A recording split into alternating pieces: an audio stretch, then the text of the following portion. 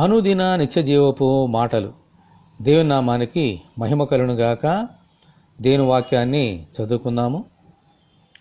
ప్రభు వలన స్వాస్థ్యమును ప్రతిఫలముగా పొందుదుమని ఎరుగుదురు గనక మీరేమి చేసినను అది మనుషుల నిమిత్తము కాక ప్రభువు నిమిత్తమని మనస్ఫూర్తిగా చేయుడి.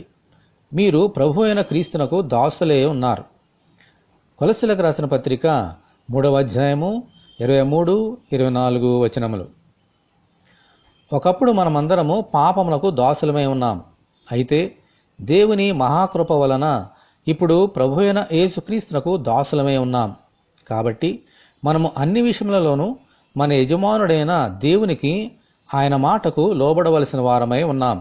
ఆమేన్, హల్లెలూయా. ఈ లోకములో మనం ఏ పని చేసినా అది మనుషుల కొరకు చేసినట్టు కాక దేవుని కొరకే చేసినట్టు చేయాలి. మనము చేసే ప్రతి పనికి ఈ లోకములో మనుషుల నుండి జీతమును బహుమానమును పొందుకుంటాం. అయితే నమ్మకముగా దేవుని వాక్యమును బట్టి మనము చేసిన ప్రతి పనికి నిజమైన ప్రతిఫలము మనుషుల నుండి కాక దేవుని నుండి మాత్రమే పొందగలుగుతాము. పరలోక రాజ్యం అనే గొప్ప స్వాస్థ్యమును దేవుని నుండి మనందరము పొందుకుంటాము. ఆమేన్. ఈ సత్యమును మనము గ్రహించినప్పుడు ప్రతి పనిని మనుషులకు చేసినట్లు కాక దేవుని కొరకు చేసినట్లే చేయగలుగుతాము. దేవునికి స్తోత్రము కలుగునుగాక. ఆమేన్.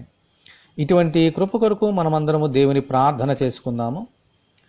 మా కొరకు పరలోక రాజ్యం అనే స్వాస్థ్యము సిద్ధపరిచిన ప్రభువా, మీకు వందనములు. మాట, క్రియ, తలంపు మేమేమి చేసినా మీ కొరకే చేయనట్లును మీ స్వాస్థ్యము పొందునట్లును అనుగ్రహించమని ప్రభువైన యేసుక్రీస్తు ద్వారా ప్రార్థన చేయుచున్నాము తండ్రి. ఆమేన్. తండ్రి అయిన దేవుని నుండి ప్రభువైన యేసుక్రీస్తు నుండి సమాధానమును విశ్వాసముతో కూడిన ప్రేమయును మనకందరికీ కలుగునుగాక. ఆమేన్. పరిశుద్ధ దేవుని మందిరం.